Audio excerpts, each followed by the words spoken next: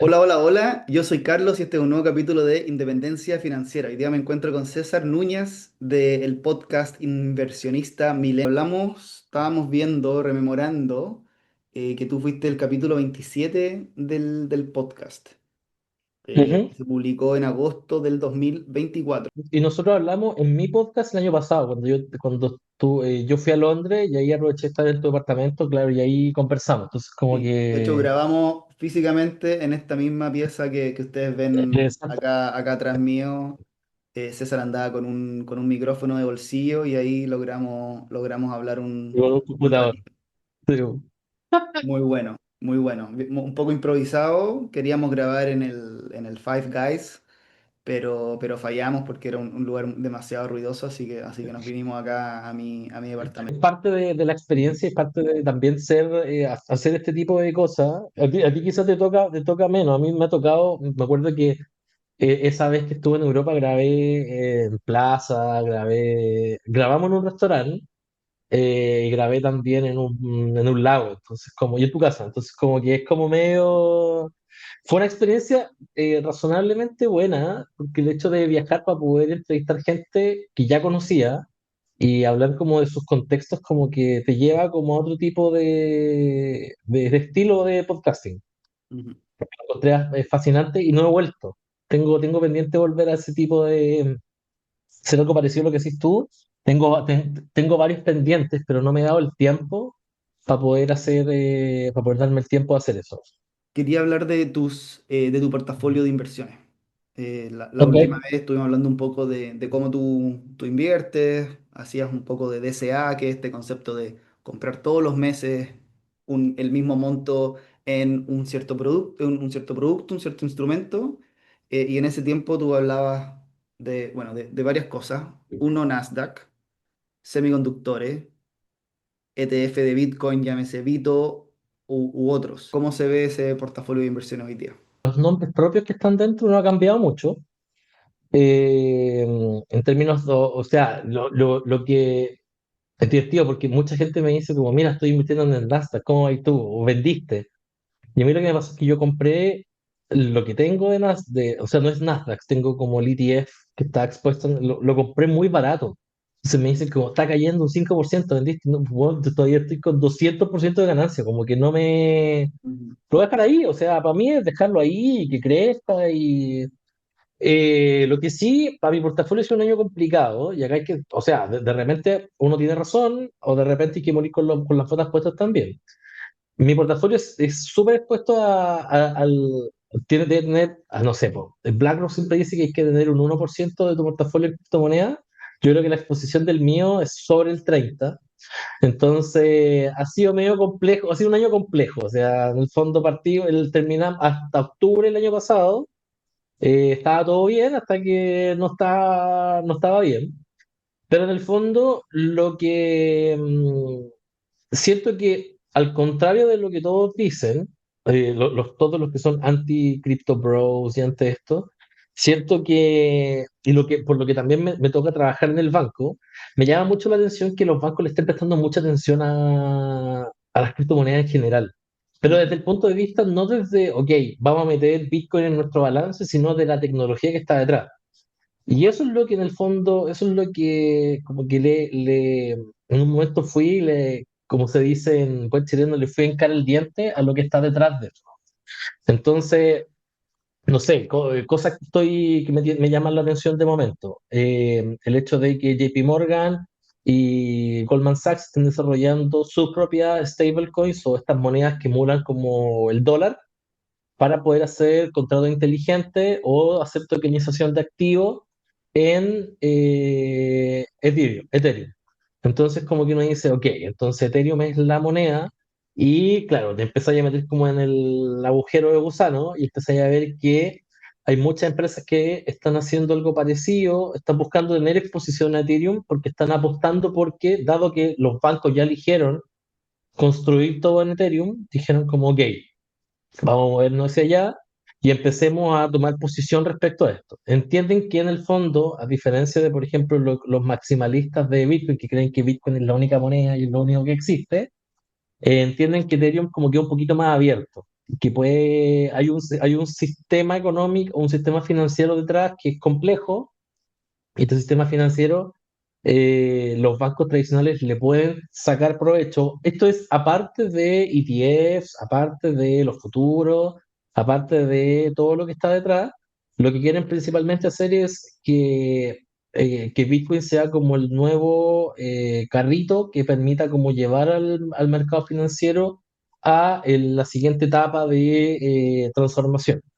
¿Por qué? Porque, por ejemplo, en Chile, uno dice como, pero está bien, transacciones automáticas ya la tenemos, o sea, tenemos en Chile ya está hecho. Pero en Europa Ujú. no es así, en Estados Unidos también hay problemas con el tema de las transacciones automáticas, está el tema de las transacciones que son inter, transnacionales, es decir, a otros países que se demoran, hay que pasar por Western Union o por hacerlo por SWIFT y te cobran. Entonces, los bancos ya se dieron cuenta de que pueden ganar plata ofreciendo sus servicios, entonces están adoptando la tecnología. Entonces, eso es lo que yo estoy tratando como de poder exponerme, entendiendo de que con la inteligencia, yo no estoy tan expuesto como a semiconductores ahora, porque entiendo que a ver, hubo tanta volatilidad con el tema de Nvidia, que de repente AMD sube 80% no sé, en 15 días y después baja 60 más. Siento que hay demasiada volatilidad y hay demasiadas cosas que dependen como del ánimo del mercado. Entonces dije, ¿sabes qué? Voy a salir de esto, me voy a ir a algo que quizá está un poquito rezagado, que en este caso, por ejemplo, uno ve históricamente la relación entre no sé, Bitcoin y los mercados y siempre ha sido casi uno a uno. Y ahora hay como prácticamente un desacoplamiento. Uno ve que Bitcoin está estancado en los 65 mil dólares y los mercados volvieron a máximo histórico. Entonces uno dice, ok, ¿qué está pasando acá? ¿Por qué esto está subvalorado? Pese a que los fundamentales está BlackRock metido detrás, están las distintas empresas que están desarrollando en Ethereum, ¿por qué esto no está avanzando? Entonces uno empieza a darse cuenta de que probablemente es un mercado que no está explotado o que le faltan algunas cosas o falta cierto apetito por riesgo para que vuelva, o necesariamente estamos dentro de un famoso cripto invierno. Entonces, son preguntas razonables y a partir de eso, dentro de la especulación, yo digo como, ok, voy a meterle un poquito de fichita a esto. Tengo por ahí algunas exposiciones. Estoy muy metido en estas cuestiones que se llaman como, a ver, para Bitcoin está MicroStrategy, que es una empresa que su única función es comprar Bitcoin, como que es lo único que hace. Lo divertido es que lo hace sin deuda, entonces como que no está apalancado. Entonces, si Bitcoin cae, en teoría, existen ciertas reglas parecidas a las de los fondos, que si cae bajo cierto valor, ellos tienen que hacer recompra de acciones obligatorias, entonces hay acciones que hacen lo mismo, pero lo hacen para Ethereum, apostando que en el fondo, con lo que está haciendo JP Morgan, lo que está haciendo Goldman, con eventualmente la recuperación de los precios, eventualmente, este cripto invierno puede llevar a que haya un cambio de riqueza importante entre las criptomonedas. Entonces, esa es como mi gran apuesta, como que eso es lo que estoy tratando de poder ver, y a partir de eso estoy tratando de buscar estas empresas que son como tesoreras de Ethereum que están acumulando para poder eventualmente aumentar tu exposición a Ethereum. Uno diría, ok, pero ¿por qué yo debería comprar esta empresa en vez de, por ejemplo, ir a comprar Ethereum directamente o comprar los ETF de Ethereum? Y la respuesta es que el hecho de tener exposición a este tipo de empresas te da un multiplicador como de Ethereum por dólar que es mucho mayor que comprar, por ejemplo, Ethereum directamente, que es uno a uno, o el ETF, que no necesariamente es uno a uno. Acá hay como una matemática que yo la entiendo, pero no tiene sentido explicarla, que te da un poquito más de exposición. Y aparte de eso, hace poco en la ley de infraestructura en Estados Unidos se aprobó el hecho de que ahora los ETF pueden meter sus criptomonedas en staking, que es como que uno las mete para poder validar ciertas transacciones y te dan dividendos con eso, y a partir de eso la posición también se va reinvirtiendo a partir de eso. Entonces, es complejo explicar, es parte del rabbit hole que todos tienen que entrar, pero eso es lo que, o como a lo que he ido moviendo. Y creo que lo otro que habíamos comentado en términos de portafolio, yo te comentaba de que cometí en su momento, son cosas que pasan, uno comete el error de meter su fondo de emergencia en el mercado financiero. Entonces, en algún momento me pasó que yo lo metí y dije, lo voy a invertir en el Nasdaq, que es pues poco probable de que me pase algo. Y claro, te piden moverte el departamento y hay que pagar depósitos desde la nada, hay que pagar mudanza. Entonces, claro, dije, no, si no va a pasar nada, si no, no voy a tener que pagar. Y el otro año, en la declaración de impuestos, te llega el pago, así que en vez de eso estoy convergiendo a tener estas cuentas que en el fondo que es distinto al depósito a plazo, que lo comentábamos incluso antes, que no es que a mí no me guste el depósito a plazo, para la persona lo encuentro un instrumento flojo, porque siento que es como dejar la plata ahí, literal, uno la deja bajo el colchón, pero siento que el hecho de tener la plata, por ejemplo, en estas cuentas que crecen sola, el Mercado Pago, yo te comentaba que uso mucho la de Copec, está también la de Consorcio, y ahora acá todos están sacando lo mismo y están compitiendo, igual que los depósitos a plazo. Hay un tema de liquidez importante porque el depósito a plazo te deja la plata como bloqueada por cierta cantidad de tiempo. Esta no, te la deja creciendo y si uno la quiere usar, la puede sacar. Entonces, cumple con esta función mucho más natural de fondo de emergencia y de no dejar la plata, perdiendo plata en la cuenta corriente que otro tipo de producto. Entonces, yo creo que eso ha sido como los grandes cambios a partir de eso y a partir de la forma en la que he cambiado mis tesis de inversión. Ujú. Buenísimo. El número también me imagino que ha subido, el valor. De momento, sí. Sí, ha subido, pero como te digo, con el tema de que Bitcoin ha caído, como que Ajá. depende del día. Depende Ya, del día.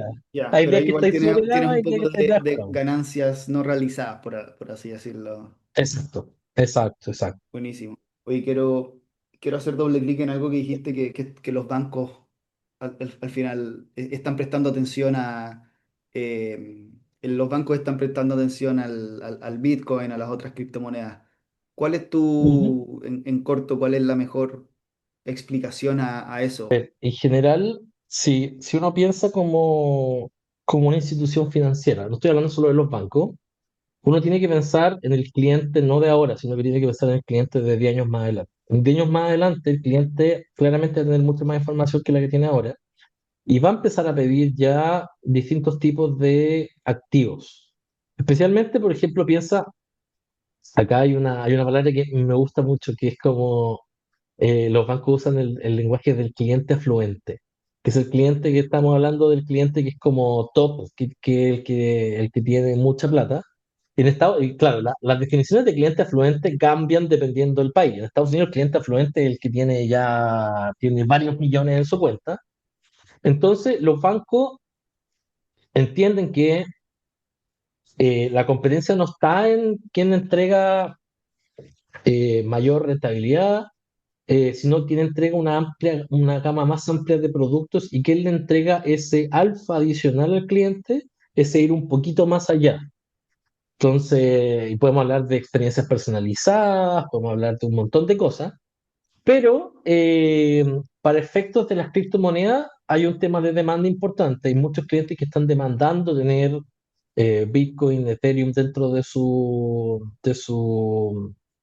portafolio. Entonces, al final si no puedes con ellos, úneteles. Entonces, al final es como, o sea, no sé, piensa que es como cuando uno quiere ver una película y va y te dice, ya, yo quiero ver esta película y no la encuentra en Netflix, no la encuentra Entonces, como que uno tiene, al final uno se queda con el streaming o termina contratando el streaming que te entrega la mayor cantidad de películas. Ujú, ¿Sí?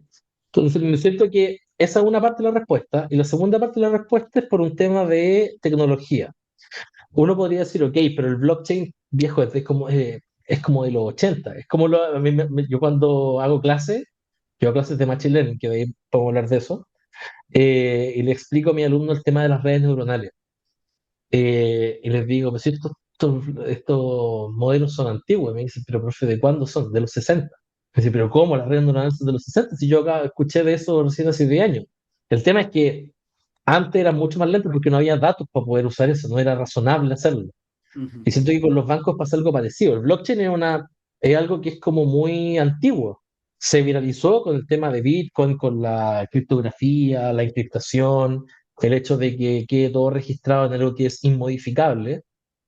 Eh, pero las criptomonedas le permiten a los bancos llevar la banca tradicional al futuro, o sea, llevarla a cosas que en China ya ocurren porque en el fondo está todo centralizado, está todo bajo un mismo ente gubernamental, donde tú puedes pedir un crédito y te calculan una oferta en 4 segundos. Pero el mundo western, como occidental, como que no lo tiene. Entonces, como que llevar no sé, por ejemplo, para mí es inentendible que Santander, teniendo sucursales en muchos países de Latinoamérica, en México, en Brasil, en España y en Inglaterra, yo no pueda hacer transferencias entre el Banco Santander o ir a un Banco Santander, yo como cliente de Banco Santander Chile, por ejemplo, a Santander, Inglaterra, y decir, hola, quiero hacer o tengo que recibir una plata que me mandaron de Santander Chile, y no puede hacerlo de forma instantánea. Para mí es algo que no es, como que no lo logro concebir estando en el siglo XXI.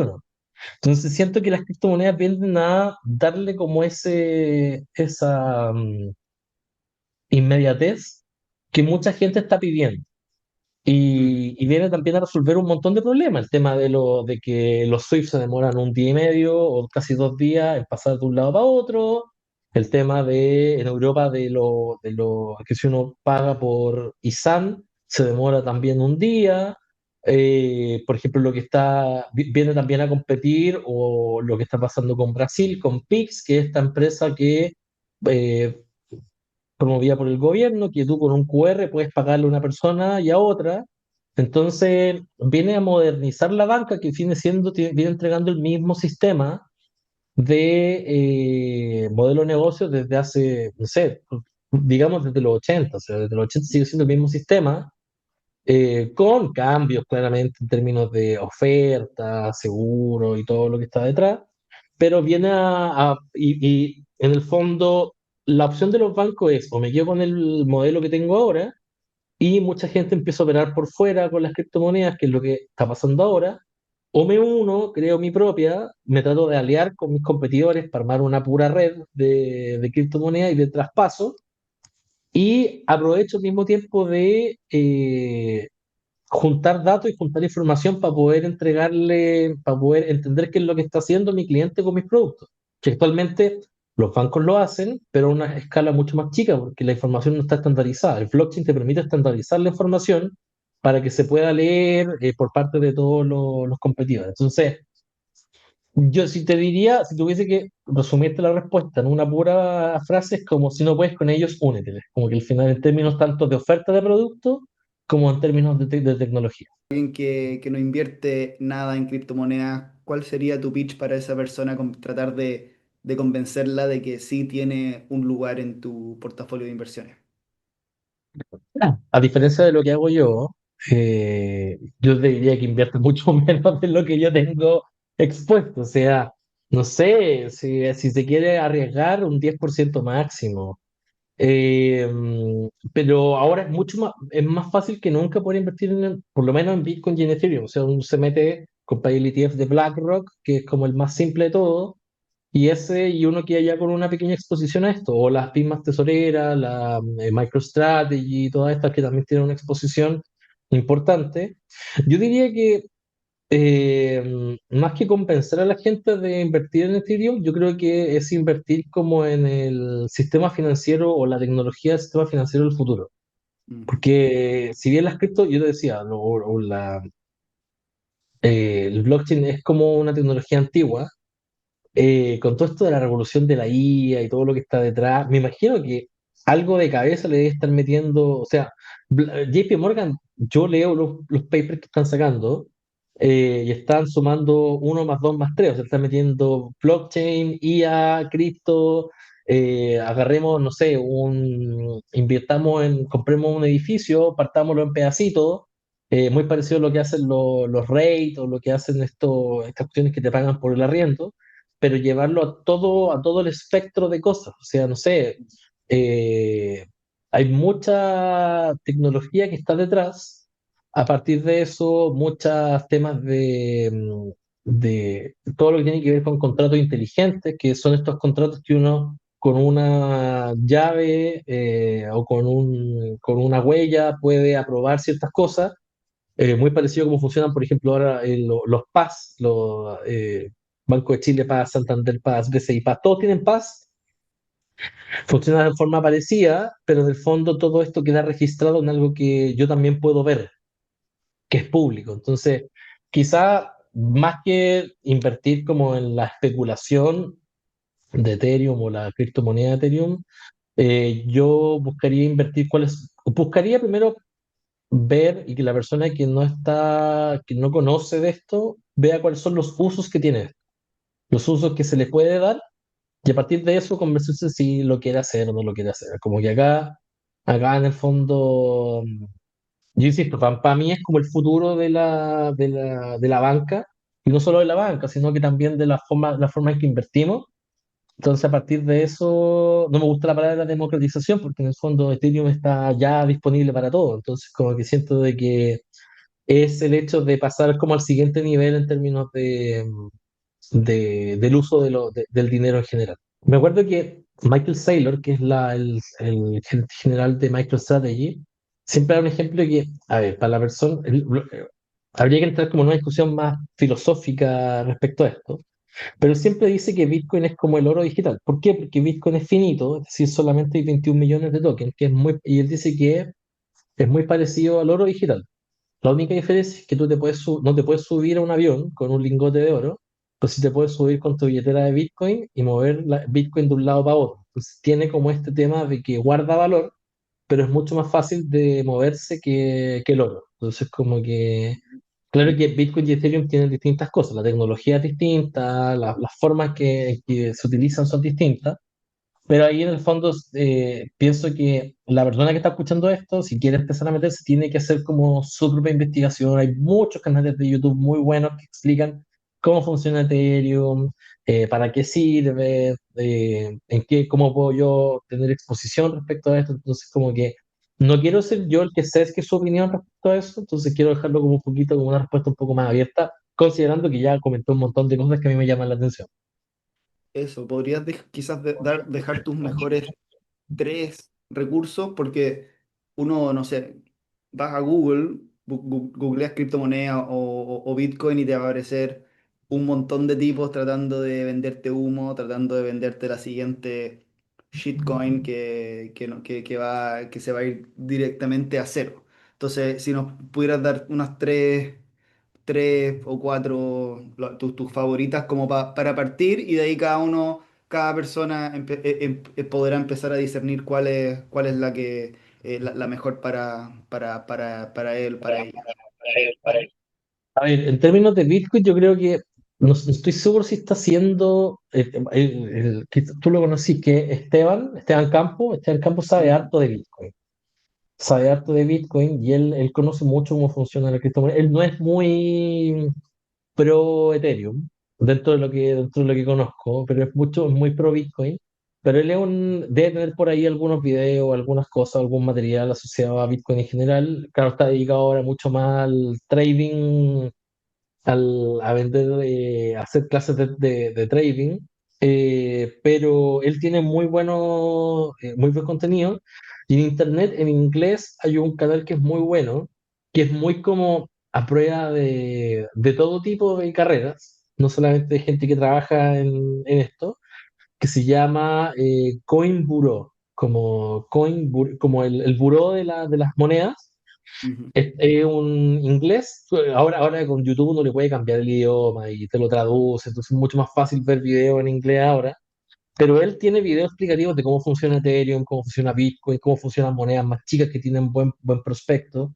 Los temas regulatorios también los maneja bastante bien, entonces como que siento que por ahí va la mano. En general los canales en inglés tienden a tener una cobertura mucho más en detalle de cómo funcionan las distintas criptomonedas en general, pero a partir de eso como que tiende a mejorar mucho más la explicación respecto a lo que está detrás. Quería pasar a hablar de inteligencia artificial. ¿Cómo ves los impactos de la inteligencia artificial? Pregunta bien amplia. Bien abierta, bien abierta. Así que A tómalo ver, por donde yo veo, tú quieras. no, está bien, no, sí, tengo la respuesta. Te lo quiero separar en dos ámbitos. El ámbito de, digamos, tres ámbitos. Pongámoslo en tres ámbitos. El ámbito del día a día de las personas, que es como, no sé, a mí me pasa, de repente uno quiere preguntar algo antes, no sé, no sé si te pasa que ahora como Google les tiene metido inteligencia artificial adentro, uno pregunta algo y Google te entrega como una pregunta más o menos armada. Ujú, Siento que en ese tipo de cosas está mucho más depurado el uso de inteligencia artificial en el día a día.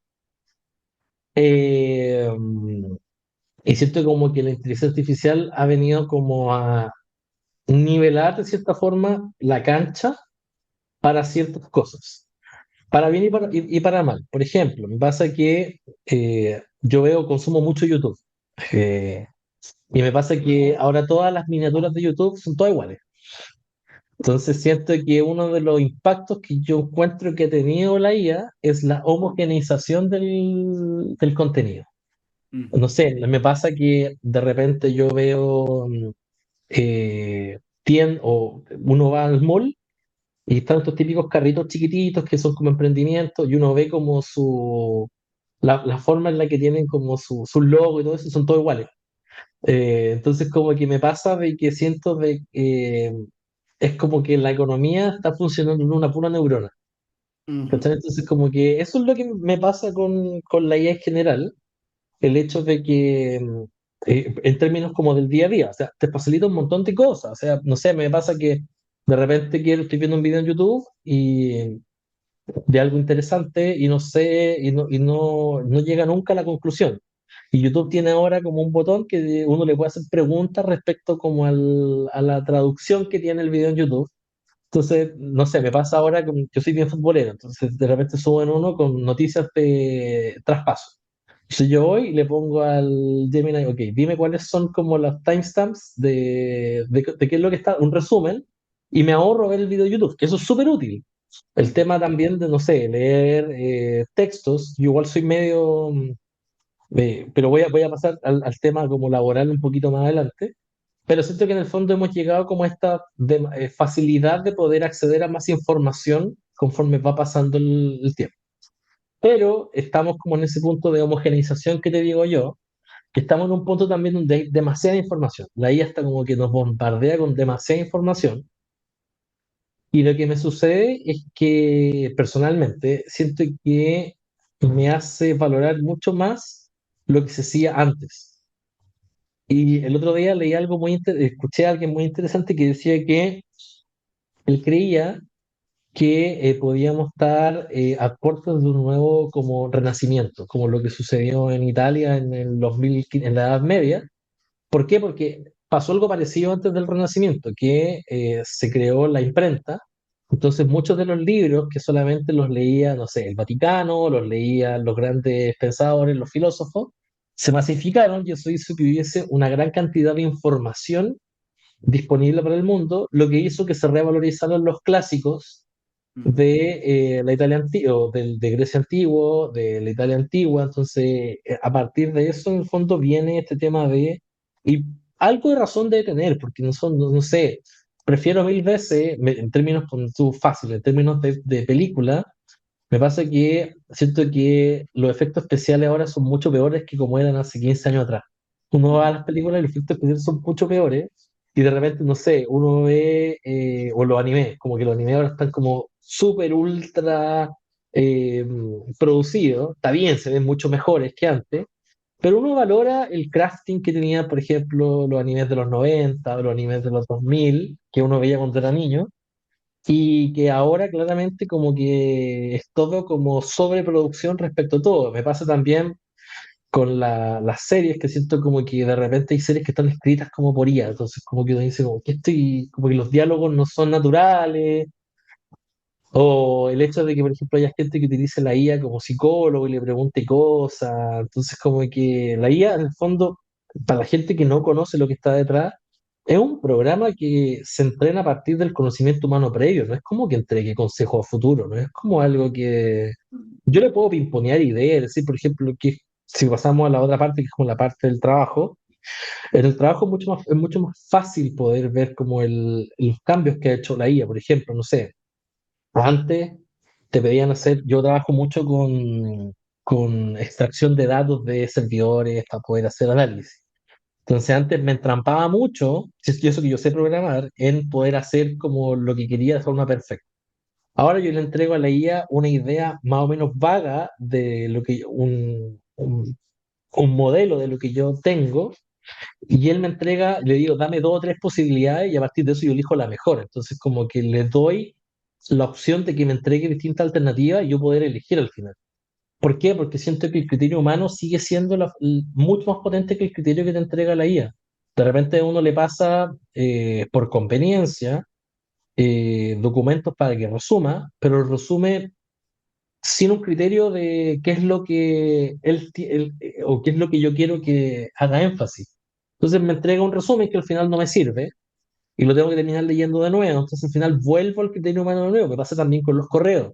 Y el otro día conversamos con otros amigos de que ellos usan la IA para poder mandar correos.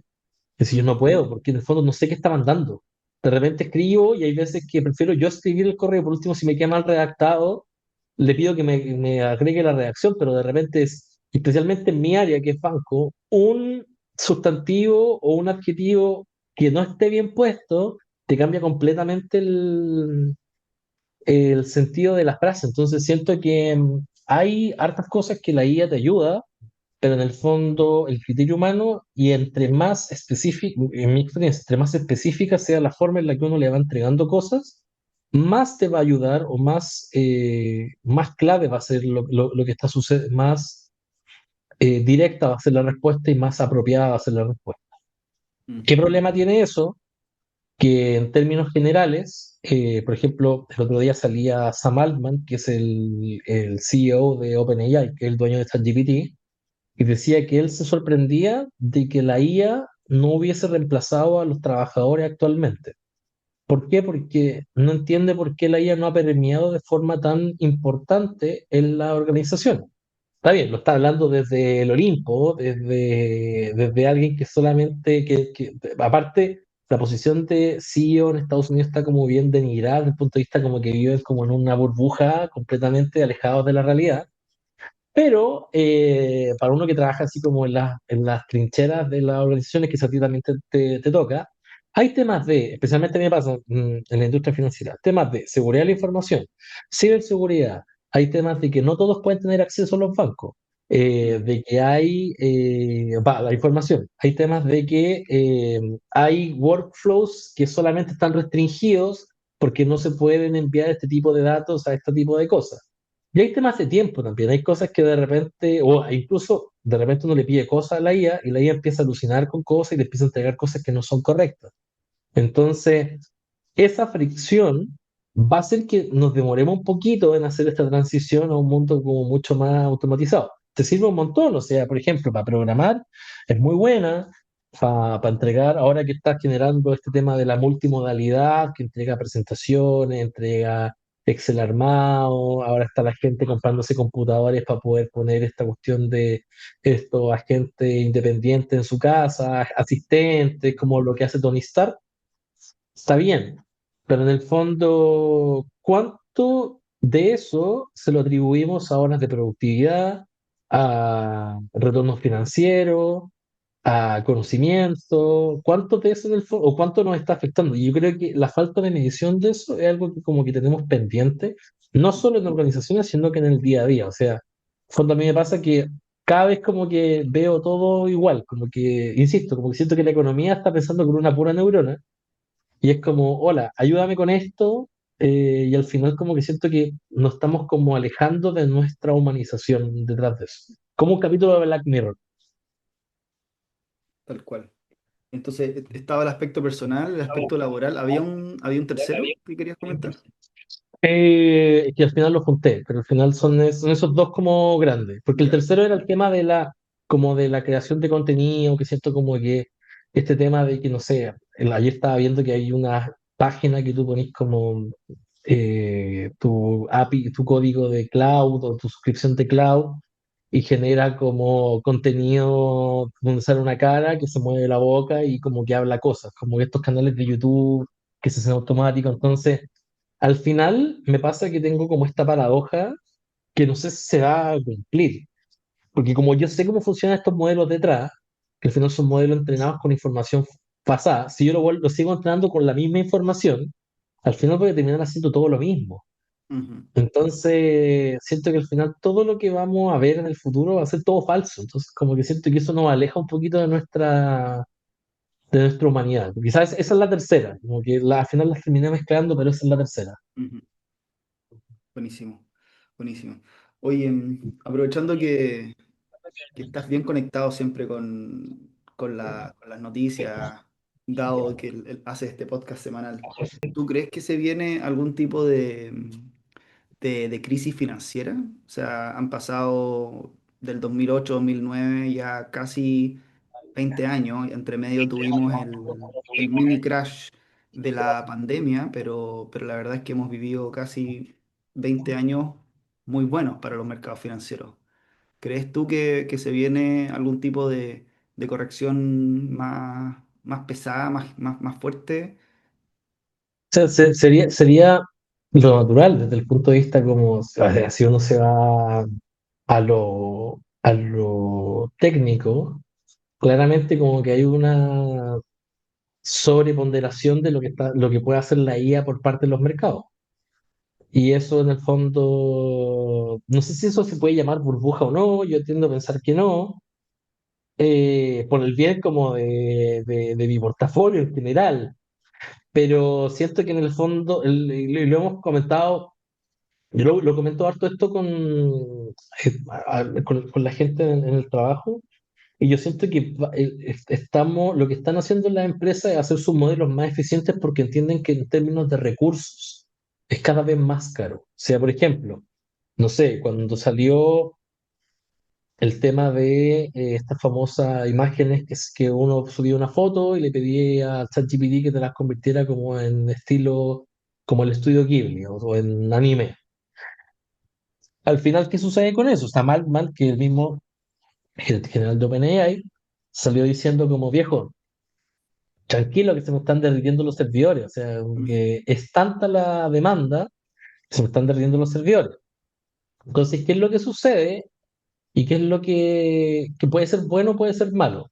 Actualmente la IA, gran parte de los servicios que entrega son servicios gratis.